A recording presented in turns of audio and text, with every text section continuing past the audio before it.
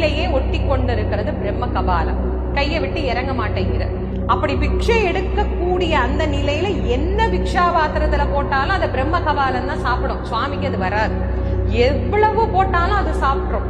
இப்படி இருக்கிற போது அங்காளி இடத்திலே வந்து பவதே பிக்ஷாந்தேகி என்று கையேந்தி நிற்கின்ற அந்த நேரத்தில் அவர் 3 கவள உணவை தயார் செய்து வச்சிருக்கிறார். அதாவது 3 உருண்டையா அந்த சாதத்தை தயார் பண்ணி வச்சிருக்கிறார். அந்த உணவுல முதல் உருண்டையை வச்சார், கபாலம் சாப்பிடுச்சு. 2வது உருண்டையை வச்சார், கபாலம் சாப்பிடுச்சு. 3வது உருண்டையை வைப்பது போல வைத்து தவற விடுகின்றார். அது அப்படியே சூறையாக கீழே தெரித்து விழுகிறது. அப்படி தெரித்து விழுகின்ற போது அந்த உணவின் மீது இருந்த நாட்டத்துல இந்த பிரம்ம கபாலம் என்ன பண்ணுது, சட்டுன்னு கையிலிருந்து கீழே இறங்கி அந்த உணவை நாடி செல்லுகின்றது. அந்த நேரத்தில் சிவபெருமான் அங்கிருந்து புறப்பட்டார். அவர் இப்படி ஓடுறார். இத பார்த்தது அந்த பிரம்ம கபாலம்.